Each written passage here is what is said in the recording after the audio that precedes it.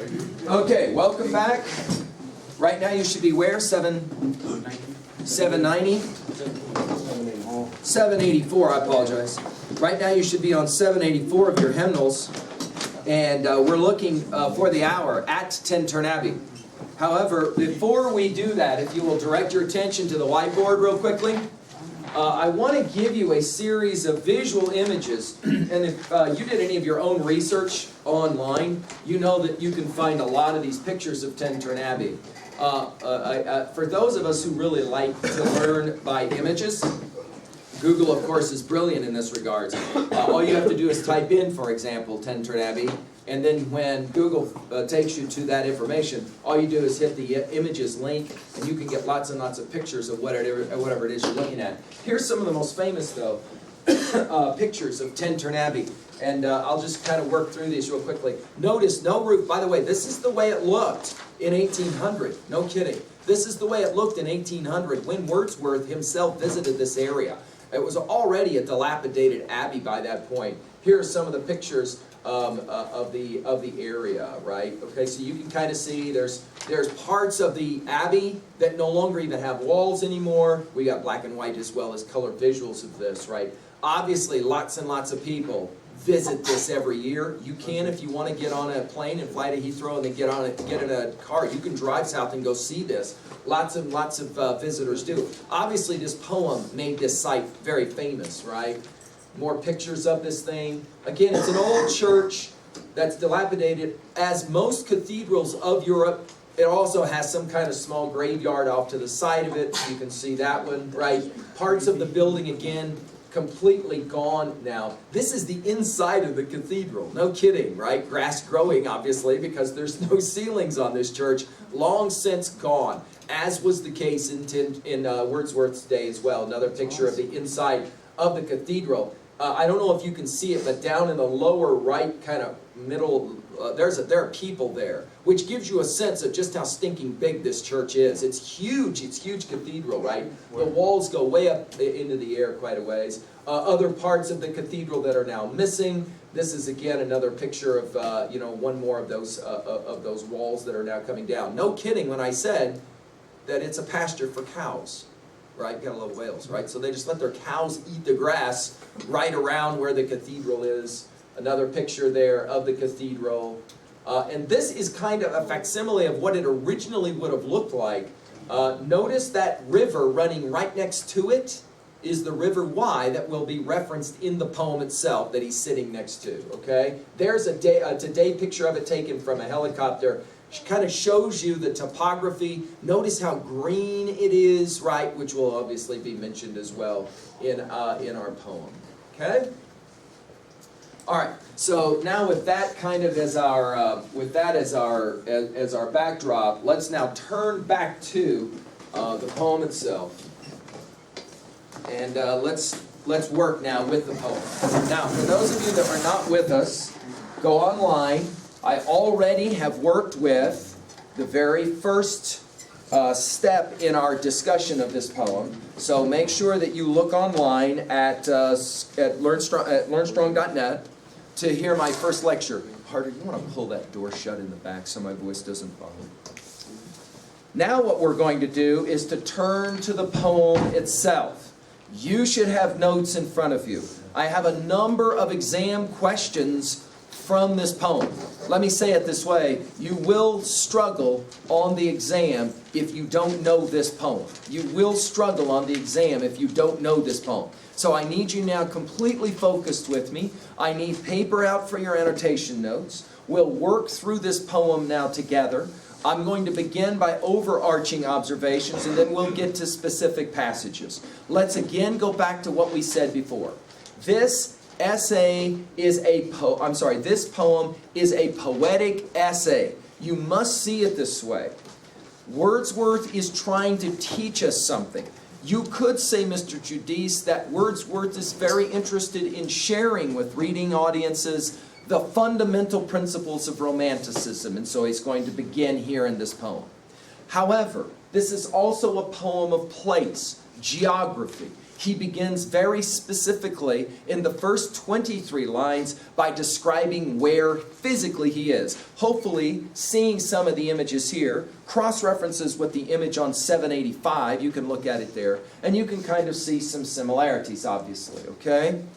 Notice that the poem has a clear break at the bottom of 784, and we now will move over to 786. Now I'm going to be on the whiteboard, and I'm going to present an idea that will become extremely important, not only for understanding this poem, but for understanding a number of texts to come. To be able to appreciate what Wordsworth is saying, you must have an understanding of a philosophic idea in many ways invented, if not invented, certainly kind of explained by the great philosopher Plato. So the first thing I need in your notes is this, P-L-A-T-O. By the way, that's not what you played with as a kid. That was Play-Doh. This is Plato. Reminding you that the great Greek philosophers, the Holy Trinity, that is to say three, of the great Greek philosophers in order, Socrates, who then has a student named Plato, who then has a student named Aristotle. All three of those names will be very important for us in our class together. Those are arguably the three most famous names in the history of Western thought. They kickstart a lot of what we're going to talk about many, many years later in the English tradition. Socrates is an interesting cat. He is an old man in his 70s when he's brought to trial for two things: being an atheist, that is to say he doesn't believe in God, or in the Greek's case, in the gods, right? Polytheistic. And secondly, he's a teacher who corrupts young people's minds by teaching them dangerous ideas. In 399 BCE, 400 years, put it in your notes, 400 years before Christ's birth, Socrates is found guilty of these two charges, and he is condemned to die. He drinks a special kind of poison, hemlock, and in 399 he dies. Now what's interesting about this is Socrates never wrote anything down. The only way we know about this guy is his student. His student was named Plato. Plato was exceptionally bright. When Socrates is killed by the Athenians, Plato cannot believe it. He's like, how can you call a guy an atheist who spends all of his time talking about God? Which, by the way, Socrates did. And how can you call a guy a terrible teacher and a destroyer of kids' minds when Socrates is teaching us things that make us better people? Remember, Plato is much younger than Socrates. So when Socrates dies in 399, Plato ostensibly walks out of Harvard, says he'll never become a politician, which is what his parents wanted him to do, become a lawyer and a politician. And for the rest of his life, he will become a philosopher, and he will write famous dialogues. That's a word you need in your notes. Dialogues. A dialogue, if Miss Keller and I are having a dialogue, what are we doing? We're having a conversation. And these dialogues of Plato are kind of like little plays. Little plays where Socrates will talk, then somebody else will talk. Then Socrates will respond, and then somebody else will talk back. Got me? Okay, this give and take is often called the Socratic, from Socrates, the Socratic method. Socrates loved to ask questions. What's the difference between Nelson and his dog, for example? Okay, that is a philosophic question, right? Okay, that's a philosophic question. Socrates would ask questions like this all the time. Plato in his dialogues then will play this game. Two most famous dialogues of Plato. One, the apology. Now that doesn't mean to say I'm sorry. The word apology originally meant defense. Socrates is brought on trial in front of the Athenian people. He gives his defense. Plato later will write it down and call it the apology. The most famous lines of the apology are these. When Socrates is ready to be found guilty and they're going to kill him, he says this: the unexamined life is not worth living. I have students that actually put this on a piece of paper and stick it up in their locker. Or when they're in college, they put it on their dorm wall. Because they start thinking about it and they realize, wow, that's a really important thing to say. Here's an old fart that's about to get killed, and right before he dies, he says, the unexamined life is not worth living. In other words, he says, if you go through your life and you commit actions and never even ask why, you just basically live your life without any thought about why, Socrates says, you might as well not even live that life. The unexamined life is not worth living. This is the core of Socrates' teaching. You have to ask fundamental questions about your life, or your life is poorly lived. The other famous dialogue, the first is Apology, the second is Republic. It's the most famous single dialogue that Plato ever wrote, and many have said it's the single most famous book ever written. That's a pretty big time argument. But no doubt, the Republic is a very famous treatise on philosophy. I am going to share with you an idea. Are you ready for this? I'm going to share with you an idea from Republic. Okay? From Plato's Republic. Wordsworth knew this idea. He knew it very well.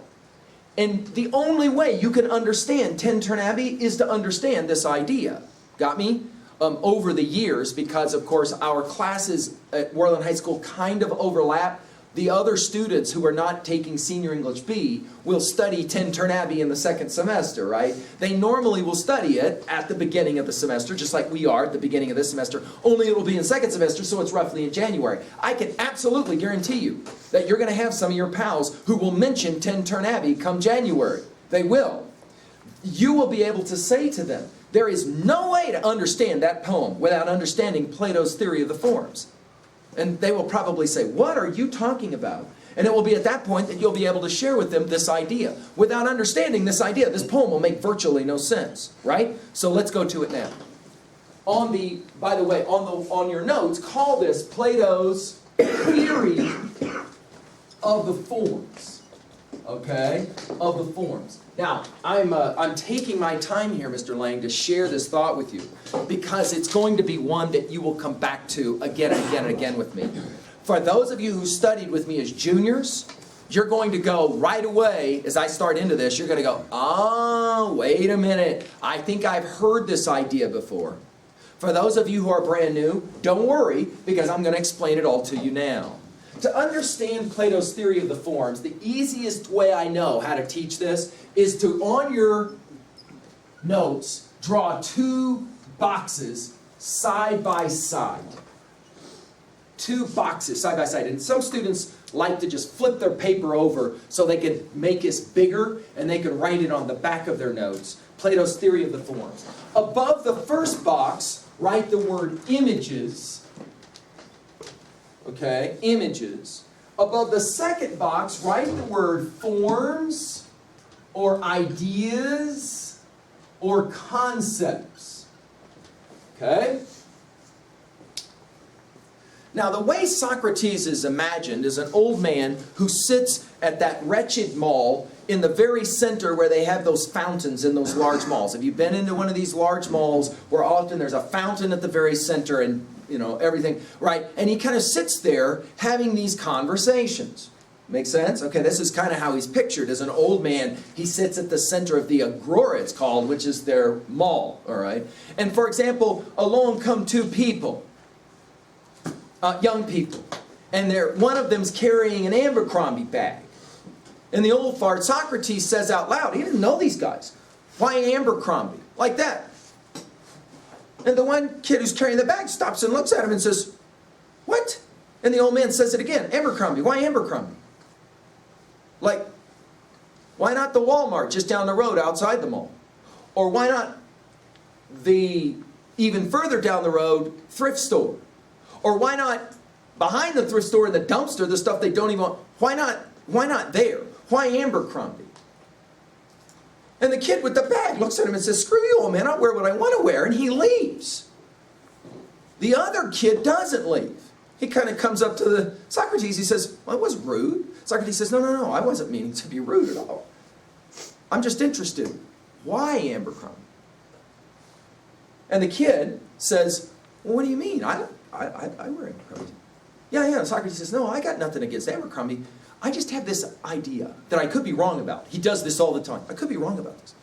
But I think people wear Abercrombie so they can say, I wear Abercrombie and you don't. I wear Abercrombie and you. The kid goes, what? And he says, no, I may be wrong about this.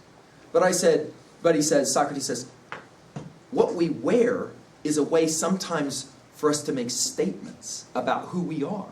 But in the process of making that statement, we also often get to make statements about who other people are. That's the and you don't part.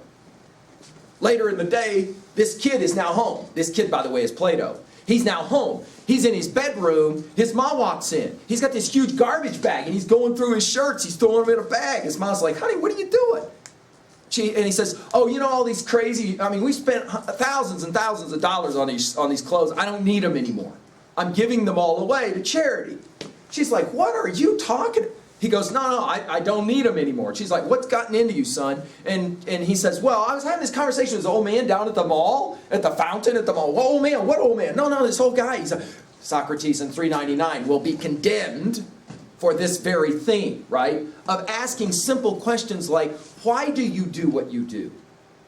Right? What makes you do what you do? Now, Socrates is imagined, again, as sitting at the mall. And he says, let me show you something to all of his students, a bunch of these kids that are sitting at the mall. He said, come on, let's go into the bookstore for a second. I got something I want to show you. And so they go into the bookstore and they go up to the calendar section of the bookstore, where the brand new Victoria's Secret catalog calendar is there. And he says, take a look at this catalog. Or maybe even better, let's imagine that he goes up to the brand new calendar for the Sports Illustrated swimsuit edition, right? Okay. So he goes up and he says, this is what I want you to do. I want you to look at this beautiful, beautiful woman.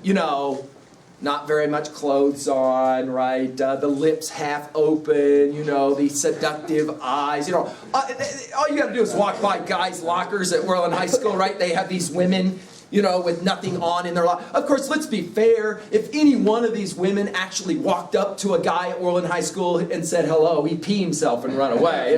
Come on, let's be honest, right? Okay. But nonetheless, right, am I right? Okay. But nonetheless, there they are, right? It's beautiful women with nothing, this kind of thing. Socrates says, in the first box, write the words, beautiful woman or beautiful body, right? Because we could play the game with guys as well, right? For example, stunning guys with nothing on other than their skimpy underwear, etc., right? Okay. Now, here's the point. Socrates says this. He says to his students, I don't want to break your heart or nothing, but here's the thing about Sports Illustrated swimsuit models. Sooner or later, they're going to start to get old. They're going to get this thingy. Bingo class. This thingy, right? Right? Old ladies had this at church. My little Ash used to go to church, and the old ladies had this thingy, or this thingy right here. This thingy, and she always wanted to go up and touch it. My Ash would say, Dad, can I just go touch it? Because you could almost see the light right through this stuff hanging. Right? Okay, right? See, think about this for a second. My Ash used to ask her grandma, about grandma's pictures when grandma was 17. And she would say to her grandma, Grandma, when you were 17, you were hot. Which is, of course, code language for today you're ugly. But back then you were hot. See how that works, right? Okay, thanks, Ash. Thanks a lot for tearing up your grandma like that. But here's the deal. What do we know about beautiful bodies? Well, let's say it out loud. Sports Illustrated swimsuit models, if they live long enough, there will come a point when people will pay them money to put their clothes back on. Don't say that. That's weird. Yeah, but signors. But think about this.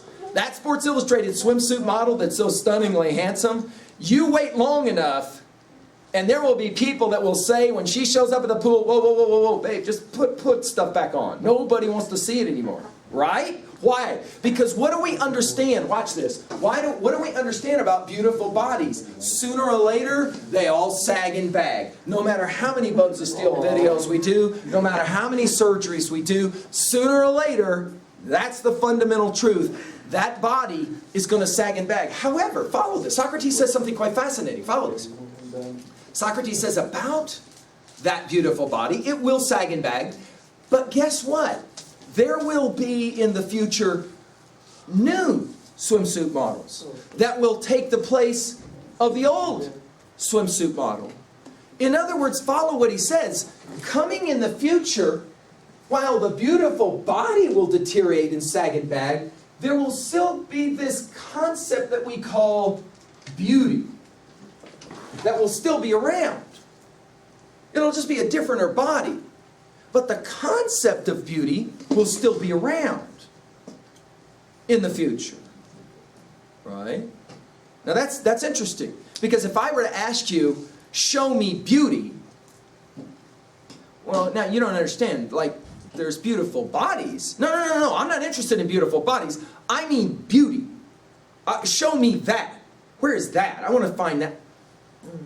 Oh, I know. It's kind of like this one. I could play this game with you. The student who came to me and said, Mr. McGee, I don't believe in God. And I went, oh, okay. And he said, don't you want to know why? And I went, oh, okay. And he went like this. And I went, God is a table? And he went, no. God, he says, see, here's the thing about tables. I can do this to them. I know they exist. Can you do God like this for me? Because if you can't, I don't believe in God. And I went, well, okay, but how about this? And I go to the whiteboard, and I do this. I said, what is that? And he goes, come on, don't treat me like a child. I really am serious. And I said, no, I'm serious too. What is that? He was our top math student at Worland High. He goes, come on, everybody knows what that is. That's a 2. And I said, yeah, but is it? He was like, dude, what dope are you on? Yeah, everyone knows that's a 2. And I said, yeah, but think about this for a second. Couldn't this be a 2? And if we really wanted to screw with third graders, couldn't that be a 2? Whoa. Think about it for a second. 2, right? This is just a symbol that represents the concept of 2. And then I went like this to him. Show me 2. I want to touch 2. Where is it? I'm not going to believe in it until you can show me 2. See, watch this on your... There's the symbol, and there's this thing we call number. Right? Where's that at? Can you imagine a bunch of third graders going into their math teacher and saying, we're not going to do math anymore until you show us the number 2. We're done doing math. Right? The poor math teacher, she'd be like, write it on the board. No, that's just a symbol for the concept 2. I want to know where is 2. Where were you? Yeah, see, that's it. Hey, we can go on and on. Watch this. We can go on and on with this, right? So, for example, we can play this game. Yeah, I say this every year to my seniors, and they're like, yeah, it's very true. You can't convince freshmen of this, but you as seniors know this. This is absolutely something you know. There is a huge difference between the exchange of fluids and this thing we call love. See, my freshmen, they don't believe that. They don't believe it. Right? But by the time we're seniors, we go, yeah, that's absolutely true. Exchange of fluids, that's not the same thing as love. That ain't even in the same universe as love. Sometimes they kind of appear to go together, but a lot of times, yeah. Or when we're young and stupid, we think they're the same thing, freshmen, right? But they're not, right? They're not. I remember this one. A few years ago, a pal of mine said, there's a bunch of heroin addicts, and we've been working with them, and we know you kind of talk, this kind of stuff. Maybe you can help them. I was like, well, here's the deal. My Ash, my oldest daughter, she was 2, and I said, I gotta take her to the park. If you want to have the guys meet me at the park, that's fine, because then I can have conversations. She can play, blah blah blah. Beautiful, beautiful July day morning, and we're all sitting there. My Ash is over playing. She's 2. She's playing on the swings and whatever. And I look at these guys, these heroin addicts, and I look at them. I say, I kind of have this feeling that we don't really like drugs. And one of them looks at me and says, you clearly are no heroin addict. And I said, what do you mean? He said, no. If you're a heroin addict, the only thing you want is heroin. There isn't anything else in your whole life you care about other than heroin. And I said, I don't think so. I don't think, as a matter of fact, I said, I'm inclined to think that we don't even like drugs. Now all of a sudden they're all listening to me. They're like, man, you are totally stoned if that's what you think. And I said, no, I'm serious about this. I honestly I don't think that drugs at all are what we want. Of course, this leads to the obvious question. dude, I'm a heroin addict, and if you're telling me heroin ain't what I want, then what is it that I want? I said, I think it's like this. And you know how the universe can sometimes just conspire to be a perfect moment? You know how that sometimes happens? I look over their shoulders, and my Ashley, who's 2, is running through the grass. You know how kids can do this? With their arms out like they're flying, right? Believe it or not, there were butterflies even running, flying. And, her little piggy tails wing. And I said, I may be wrong about this. This is Socrates' approach. I could be wrong about this. I don't think it's drugs we want at all. I think what we want, and then I pointed at my Ash, and I said this. We want freedom. That's what we want. We think getting stoned will give us that. And of course, for a brief moment, it does. But in that moment, we are unaware that very quickly it becomes more of a prison. Higher walls, not lower. Less freedom, not more. And inevitably we find ourselves trapped. It isn't the buzz we want. It's the feeling of freedom.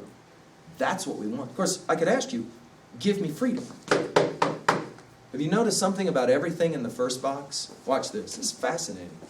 Everything in the first box of or related to the 5 senses, correct? You can see it, taste it, touch it, feel it, etc., right? What about the stuff in the second box? None of it you can touch. None of it you can taste. You can't taste love, beauty, truth, joy, freedom. You can't do that with those things. And yet Socrates has this bizarre intuition. Watch it. He says, the one thing we all are completely aware of is that 2 things. We're here, but not for long. And that there will come this moment when the countdown starts, and you're going to flatline. Your heart stops beating, your brain stops working, and you are, well, imagine it for a moment. Follow the way we use our language. Here I am, giving this lecture, and all of a sudden I keel over in the floor, dead. I suppose there'd be a way to go, lecturing on this stuff. After the freak out of, oh no, the old man finally kicked it, think about your language. You would say, uh-oh, McGee is gone. But what if my corpse could talk? Stay with me, stay with me. What if my corpse could talk? I mean, actually talk and say out loud, right there, laying on the floor, oh, I'm not gone. Everything that was here before is still here. Same body, same blood, same organs. Nothing started to decay yet. Now, granted, you bury me in the ground over time, it'll all go. But right now, ain't nothing gone. What do you mean I'm gone? Oh, yeah. I've said this before to seniors, and for the first time they go, holy crap, I never thought about that. That body, when it dies, is still all there. And yet we say, uh-oh, McGee is gone. What is gone? See? What is gone? We all use this language. Uh-oh, gone. What if my corpse is like, dude, what are you, retarded? I'm not gone. I'm laying right here on the floor. Everything about me that was here before is still here. And yet you say I'm gone. What is gone? See? So in our first box we can put man, woman, body. But what are you going to put in that second box? What is gone? See, this is an interesting question. We'll play games with words. We'll use words like soul or spirit. I like this word better, though. Energy. Would you agree with me? The energy somehow is gone. Or it's been transformed. It's changed in some way. Right? Wordsworth's intuition. Are you ready for this? Now we can get to Ruthies' tree. Ruthie planted that tree right outside my window so I could give this lecture over and over again. She did it many years ago. Watch this. In that first box, you can put RT for Ruthies' tree. That's true. Right? But here's the thing. You can go up to that tree. You can do anything you want to with your 5 senses to that tree. See it, taste it, touch it, and we won't go any further. Right? Correct? But here's an interesting question. Why is that tree not a Christmas tree? See, I love to ask questions like this because seniors go, oh man, that is an intriguing question. How come that tree ain't no Christmas tree? And what if I wanted it to be a Christmas tree, so I walk up to that tree and start screaming at it, become a Christmas tree? You might come up to me and tap me on the shoulder and say, what's wrong with you? You now have completely lost it. That ain't no Christmas tree. No, I know it's not, but I want it to be a Christmas. You know, I do. You don't understand life. That's not a Christmas tree. That could never be a Christmas tree. That tree can't change like that. Question, how did that tree know to look like that? And in the end, what is it? How did it know to grow? How did it know how to grow like that? How did you know how to grow like you? How does it know how to do that? And of course, it's very interesting. Already the leaves are starting to change. Here in a few more weeks, sad to say, all those leaves are going to fall off. And that tree, for all intents and purposes, is going to be dead. And I come out with my saw, get ready to cut it down. You go, whoa, whoa, whoa, what are you doing? I'm going to cut it down. It's dead. It ain't dead. It just looks dead. It's still alive. What do you mean it's alive? It ain't nothing on it. No, no, no. Here in a few more months, all of a sudden, new growth on that tree's going to come back. It's still alive. How does it know how to do that? Ruthies tree, first box. Second box, this thing we call nature. What is that? And where is that? Okay. Now, Plato called everything in the second box forms. Okay? Today we call it formless, right? In other words, ideas, concepts. Socrates, by the way, just to finish, says something like this. 5 seconds before you die. 6, 5, 4, 3, and then you're going to flatline. Socrates says it this way. All of us have the same thought at that moment. The words are, oh my God. The only question is the inflection of the voice. Most people, right before they go, 5, 4, 3, 2, it's, oh my God, what have I done with my life? It's the Scrooge moment. Think about it. It's the Scrooge moment, right? Right about the moment at the end when he sees his own tombstone. It's at that moment that he's ready to go, whoa, whoa, whoa, whoa, whoa, I don't want to die. Right?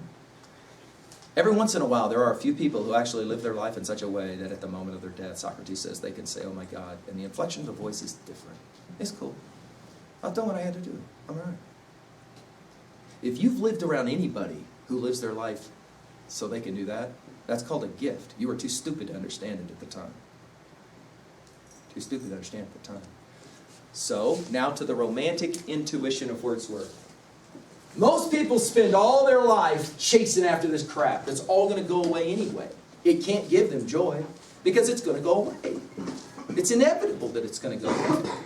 The romantic intuition is to say, how about living your life looking more interested in this?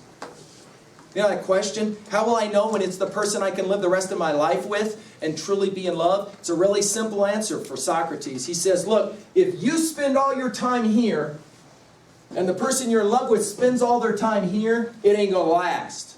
It ain't going to last. But if you spend all your time interested in this stuff, it will last. True love. Now, having said that, look at your hymnal, top of page 786 real quick. Wordsworth has just outlined beautiful mountains, trees, etc., correct? Look at these lines. These, beauteous, are you with me? 786, top of it. These, beauteous, what's the word? You see the word? These, beauteous. Come back on Monday, we'll finish. Thank you.